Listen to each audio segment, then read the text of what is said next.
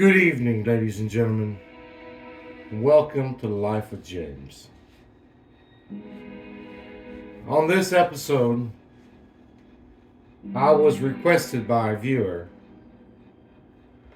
to kind of give you a true and very scary story of the life of James. Now, this does predate James, but this sort of sets the stage for the beginning of life with James. My mother, hard-working woman, had 5 kids, and they were living in an old house on the edge of town near the river. If you were to look at the house, you would say it looked haunted. But in those days, people were very poor. They didn't have much. So this was the best that they could do.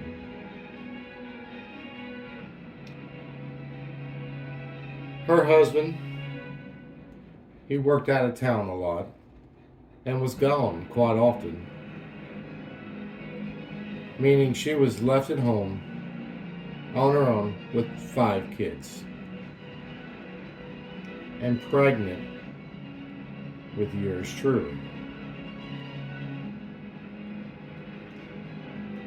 For several weeks after moving in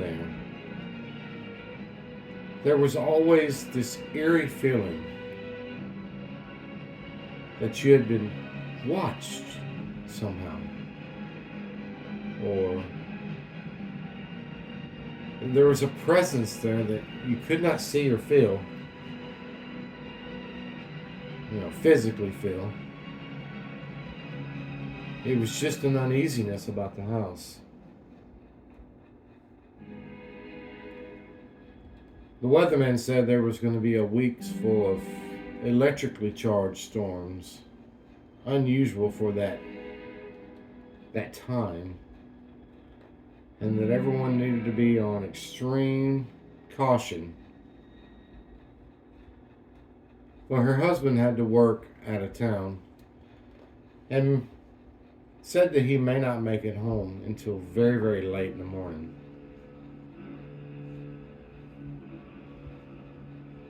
As he left for work that morning, things seemed quite normal, whatever that means. But as these storms approached, the energy in the air quickly changed around them. There was this sense of dread, this sense of heaviness that sort of filled the air around them. Not letting that deter them, they had to function. They had to feed the kids, had to bathe the kids, had to get the kids ready for the next day, entertain the children as well. So as she was doing this, the heaviness, it just seemed to escalate. It was heavy. It began to rain just ever so softly, but she knew the big rain was on its way. As she walked around the house barely had any shades on it at all. Just a thin, sheer curtain hanging in the window. If you were to get very close, you could see right through it.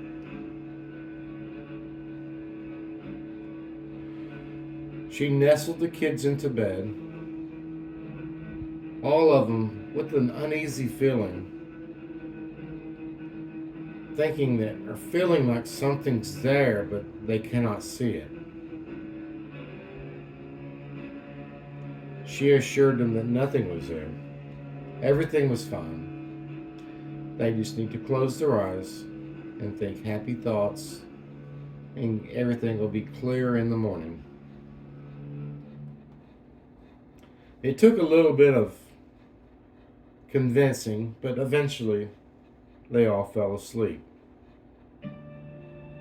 As her husband was not home, she decided to lock up the front door and settle herself in bed too. At least someone would have a full night's sleep for the next day. She got ready for bed, and as she laid there,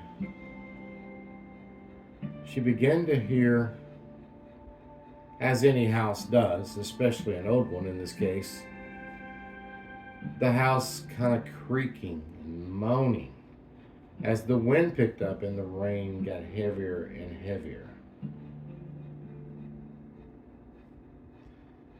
As the rain fell on the tin roof, the sound quickly sent her into a deep, deep sleep. She laid there for what seemed like hours, and then she heard it. Heavy breathing. It sounded like it was right outside the window. Frightened, she pulled the cover up to her neck.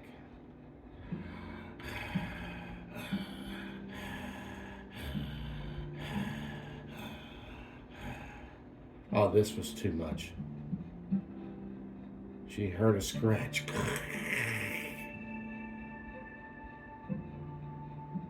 She quickly jumped out of bed and ran to the kids' room. They were all fine. All in their beds, all asleep, as if nothing at all had happened. As the wind blew, the house continued to creak and moan. This time seemed a little different, though. The moaning sounds like, or at least to her, as if it was someone crying, ever so gently and lightly in the air. You had to listen very hard to hear it.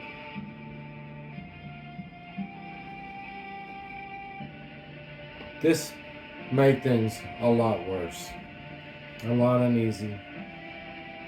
But she knew she had to go back to bed. What was that sound, she thought? And that scratch sound? This was truly an eerie night. She had to continue on and get some sleep. She had to be rested up for the next day. She laid back in bed, still frazzled by the sounds that she heard, but reassured that the children were all right. What was that noise outside of her window, she thought? As they lived in the woods, they had animals come around quite often. There might be a possum, a raccoon, an occasional small black bear. But this sounded nothing like any of those creatures. Her thoughts led on and on and on. Eventually, she wore herself out and she fell asleep.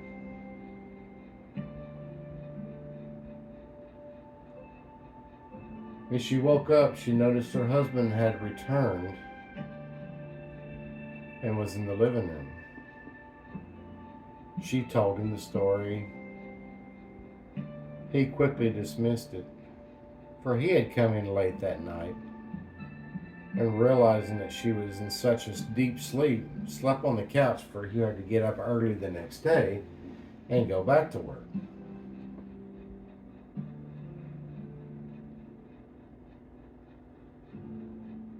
So as he put his boots on, exited the house, he told her there was nothing to worry about. There is nothing going on. It's just a figment of your imagination. He said, once again, I may be late tonight. I'm going out with the guys. We're going to have a drink after work.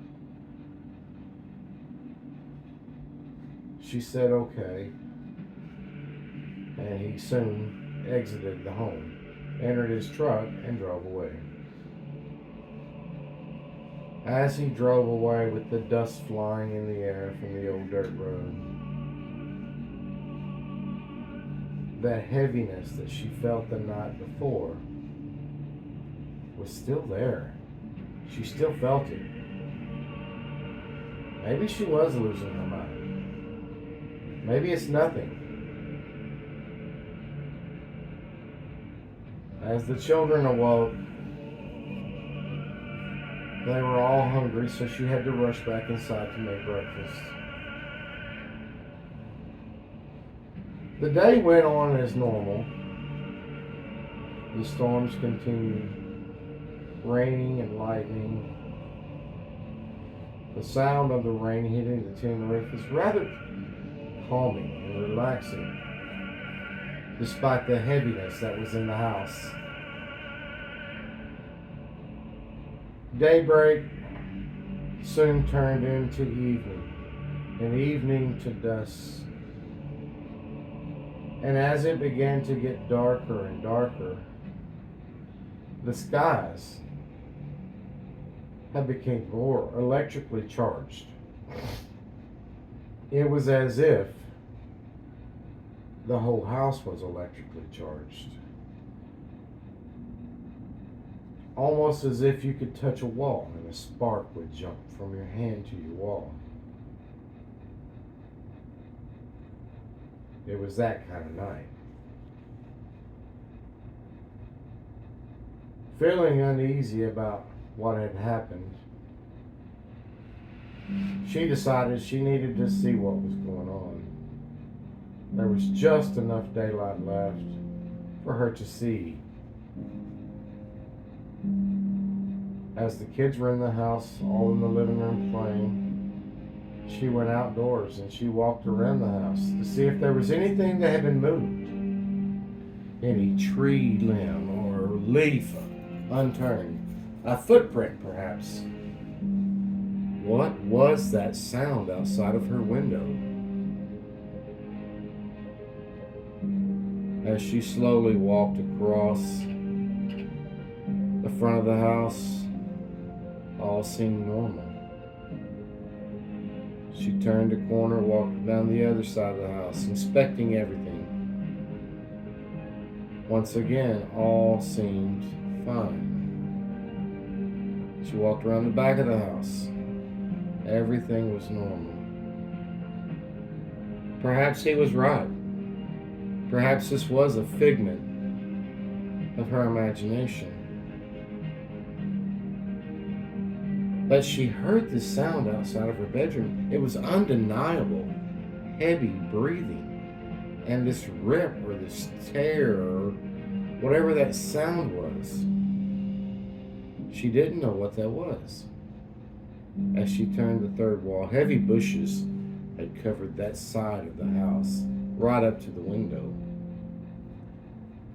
Fearing she might step on a snake, she grabbed a long stick that she had found. That way she could kind of push it through, and if there was a snake, she could at least defend herself.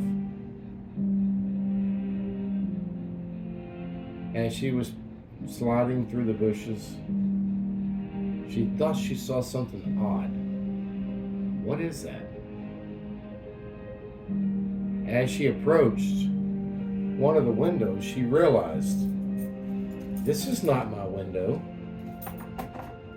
It's the window to the girls' room. And she could see the girls inside the room playing with dolls. But there was something odd about that window. As she approached closer, she realized that the screen on the window had been torn. And inside that screen was what looked like black hair. Now, being as this window is quite high off the ground, and she knows without a doubt that that screen was fine the day before, what could this have been? Could it have been a bear? Could it have been a panther? I mean, what has black hair? Not only what has black hair, but what has black hair and is that big?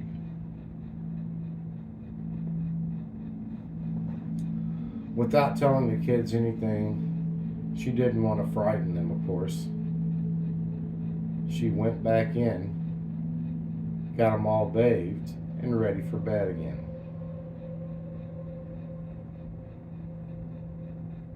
As night approaches, sounds of the house settling began. You would hear a distant pop or a creak. Many old houses do this. She thought nothing of it.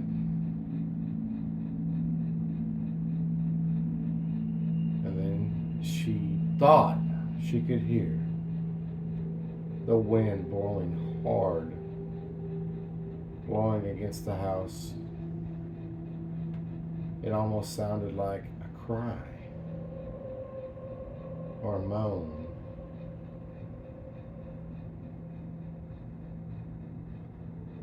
After the bath, the kids were pretty tired. She laid them all in their bed, still wondering what was outside the window. Fearing it may be some peeping Tom, she threw a blanket up over the window. It was a whole lot better than the sheer curtain that she had hanging there. At least whatever it is won't be looking through the window, she thought.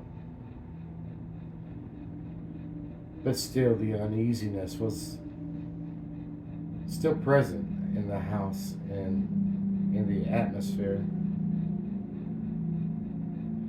Not taking any chances. What if this is a bear? She quickly ran to her shotgun, 20 gauge shotgun, loaded a few rounds in it,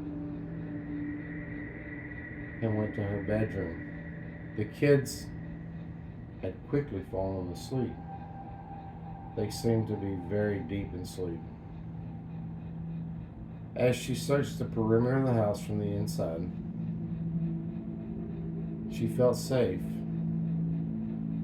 So she went to her bedroom, threw a blanket up over her window as well,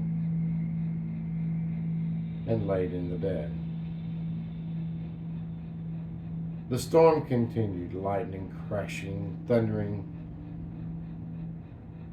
and the moans that she heard earlier, the eerie sound, seemed to be getting louder. What was this sound? Trying to sleep, but the sound awaking her, she got up. She checked on the kids. They were fine.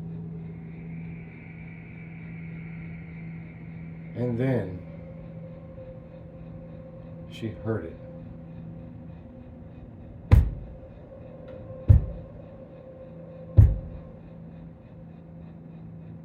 This time, coming from the front door. With her shotgun in hand, she slowly crept towards the front door.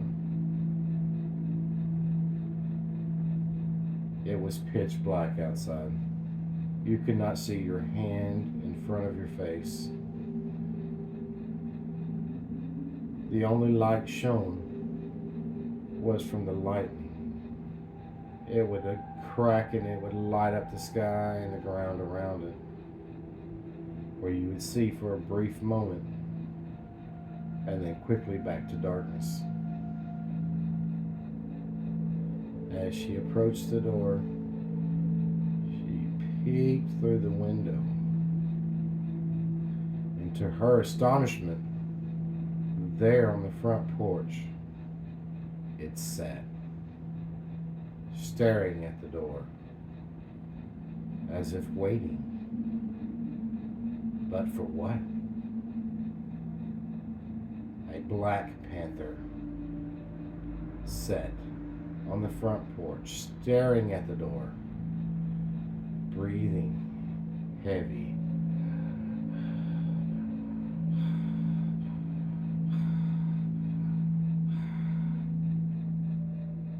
Was this the black hair she saw in the window? Couldn't have been. For the windows were pretty high, and this cat, if you will, was not.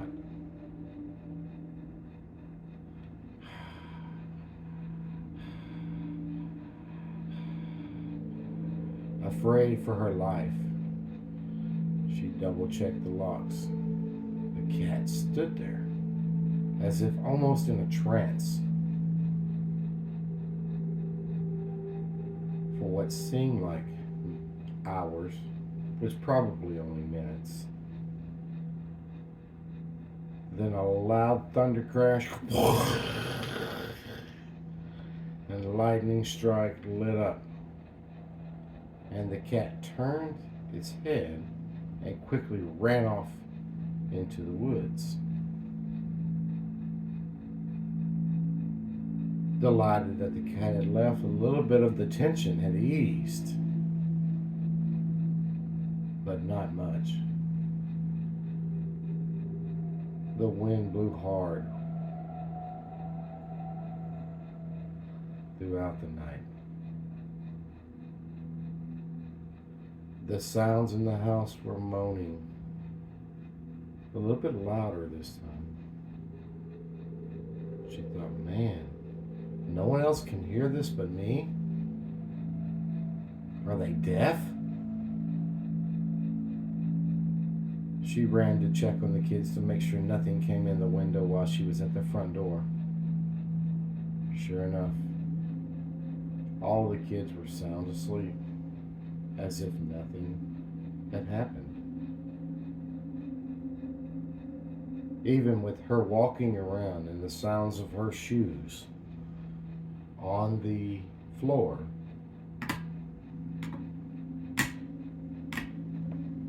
still nothing. Man, these kids must really be asleep.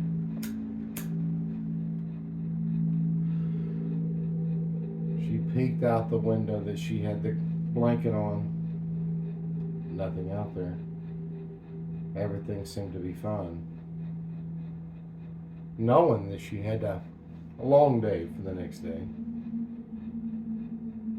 And with her rifle shotgun still armed, she went into her bedroom and tried to get some sleep. As she laid there, the moans from the house began getting louder and louder and louder, to the point where she had to jump up to see what it was. She ran to the kids' room. They were still fine, still asleep. Amazingly. How could they not hear this? Thankful they were asleep and not scared. Then she heard it.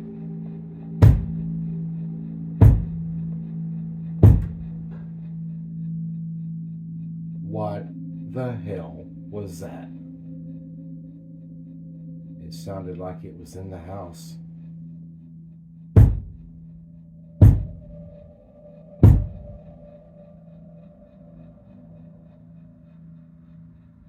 Oh my. She grabbed her shotgun. She crept through the house.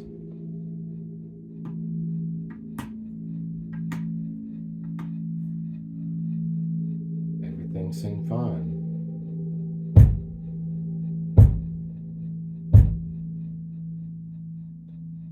That is coming from the hallway. She ran to the hallway. There was nothing. The kids' bedroom was right off the hallway. She looked in again. Are they okay?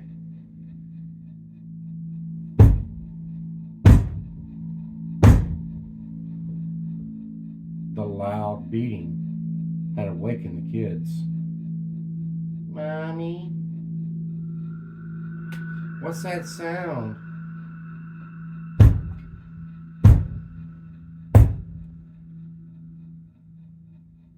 This time all of the kids were up. They had all heard the sound. I don't know, honey. I don't know. Y'all stay right here. I'm gonna look around.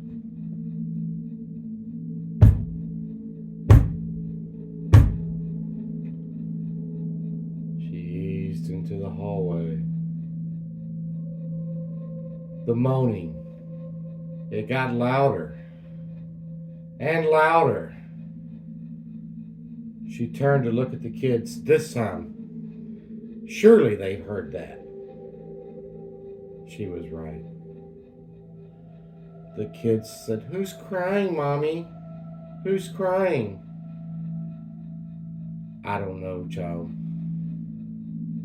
But I do know one thing. We're getting out of here tonight. Get some clothes on. We're going to go stay in a motel. As the kids gathered their clothes, the moaning began louder. The wind picked up.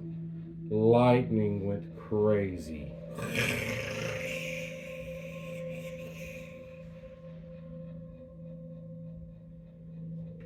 She had changed her clothes as well to get on regular clothes, for they were going to be driving into town. When she ran back in her to get the kids, they were gathering toys to take with them. Just leave them. No, we want our toys. Okay, grab a toy. Let's go. Let's get out of here.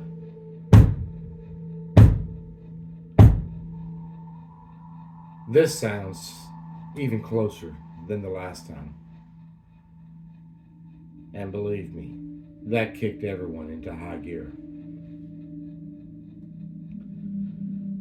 As this was an old house way off in the woods, the electricity was rather unstable, should I say, at this place. And the storms had knocked out the power. So, armed with a candle and the kids in tow, she started down the hallway with the shotgun.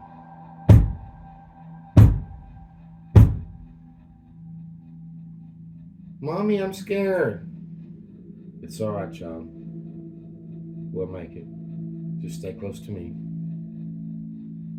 As she proceeded down the hallway, the moaning ever so loud now, she noticed a strange substance had dripped from the ceiling.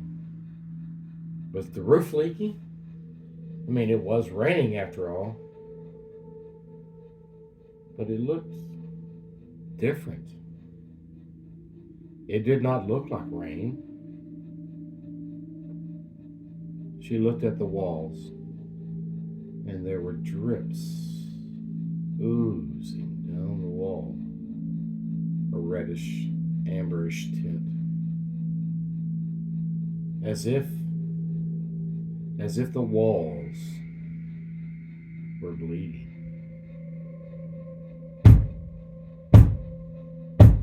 It's time to go, kids. Let's go. She peeked out the window to make sure that the panther was gone off the front porch with her keys in hand. She said, "Follow me and run." As they filed out of the house, they ran quickly to the car. She unlocked it and the kids got in, buckled up. We're safe. She stuck the key in the ignition, staring at the house once more. Lightning crackling around it, lighting up the whole neighborhood. She quickly put the car in reverse, turned around, and started driving off down the dirt road away from the house. As the dust rose, she looked back through the rear view and she could see the house. As she drove, the air began to get lighter, more calming, more soothing the further she drove. She called her husband from the local payphone, told him what had happened, and told him, "I'm going to be at a motel room tonight. We're not going there tonight. We're not going back." The husband, getting off late, met him at the hotel room. Although they tried to sleep, everyone was visibly shaking. What was the noise? Beating on the walls. And was that blood? Everything seemed very odd. And the panther. Need we forget it? What an odd behavior of an animal to just stare at the door.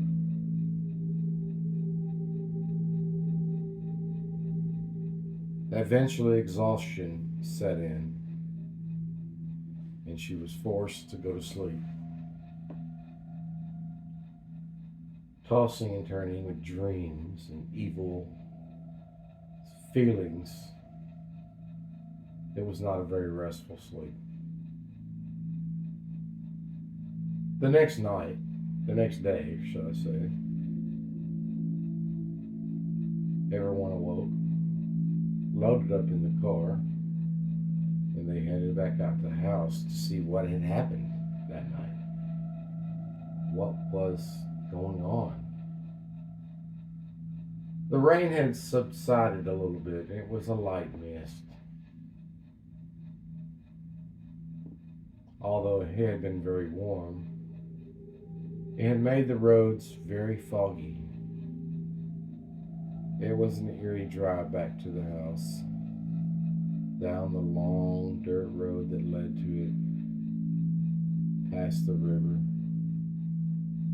Not a soul in sight. As they approached the house, everything seemed to be normal. They opened the door and they got out, leaving the kids in the car. "Do not leave this car, kids. Let us check this out first," fearing the worst. Maybe an animal had gotten in the house. It seemed like it wanted to get in pretty bad.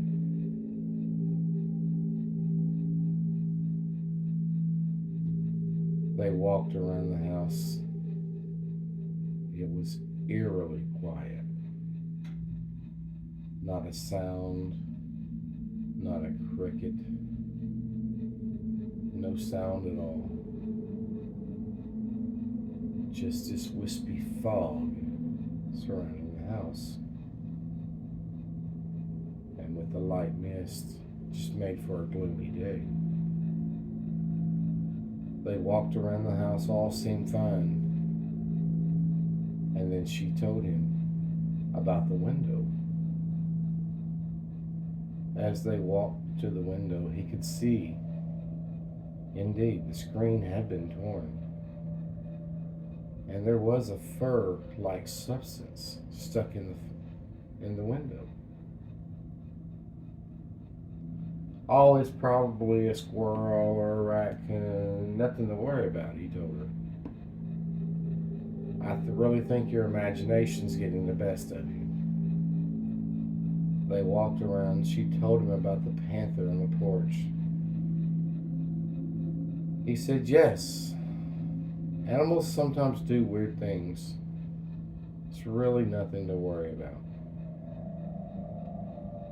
As he unlocked the door, he peeked in. Everything seemed fine. Nothing out of place. It's just as they had left it. See? Everything's fine. Well, let's look around if you don't mind before I bring the kids in. Fine, fine. We'll look around.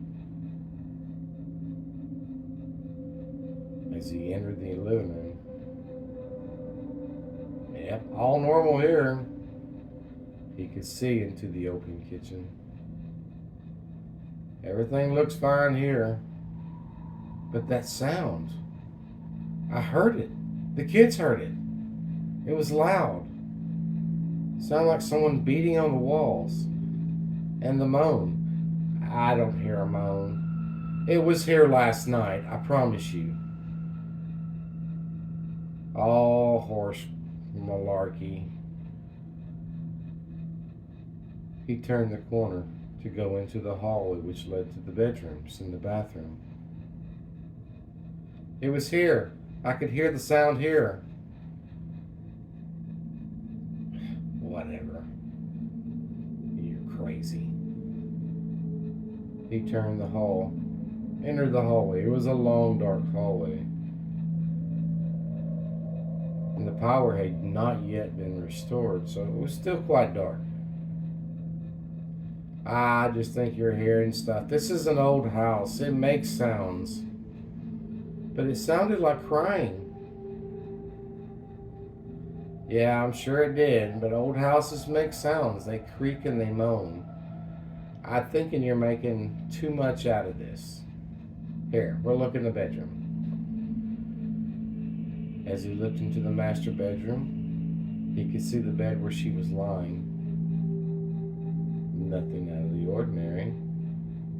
The blanket still on the window. He walked over and pulled it down and said, see, everything's fine. She said, let's check the other rooms. Okay. He left the room. Walked down the hallway a little bit. Opened the door to the right. It was the boys' room. Everything seemed normal there. A few toys scattered about. But all in all, a typical child's room. Blankets on the window were there as well. As he pulled them down, all seems normal. They turned and walked into the girls' room. It also looked very normal. Nothing to be moved or out of place. He walked to the window and he pulled the curtain down, the blanket down off the window. And through the sheer curtain he could see the screen that had been torn. Well, there was definitely something here, but it's probably just an animal of some sort. I don't think it's anything to worry about. We'll set some traps underneath the window. Whatever it is, we'll catch. It's probably a raccoon. As they turned to walk out of the room, they heard it.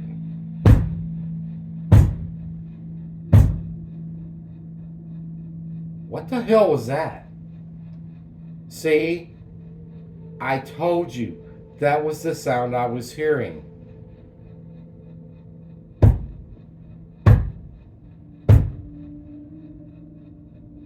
What the... As she turned to look at him, she could see the pure terror in his eyes. And his skin had turned pale white as if he had seen a ghost.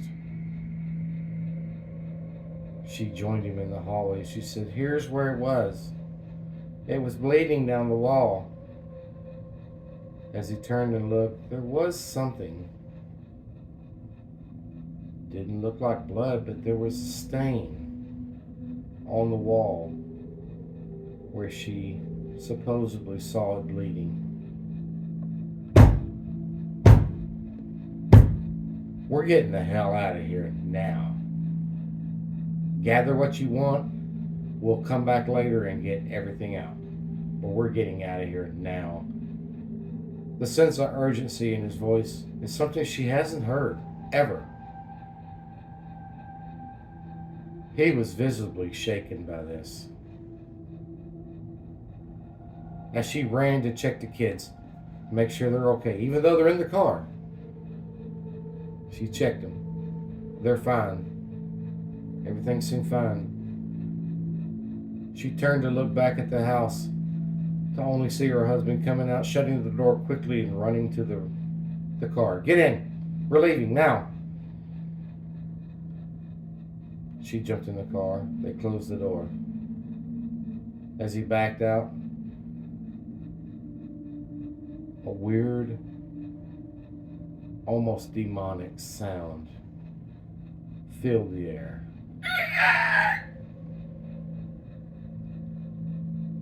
Oh, hell no, he said, as he shoved it into drive and he drove away. Once again, the further they got away, as the sun began to rise, the lighter and airier the air felt. What was going on with this house? They quickly found another place in town, much nicer. He returned on his own and quickly gathered everything that was in the house and moved it out. He never spoke of that day again. Did he see something? Was something there? Something drove him out of the house fast. I've never seen that man move so quickly in his life.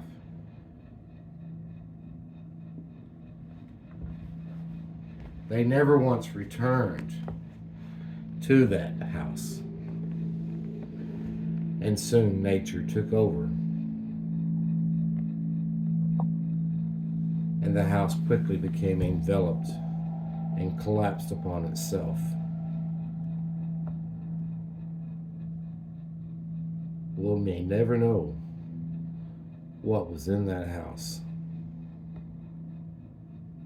but we know it's someplace we did not want to be.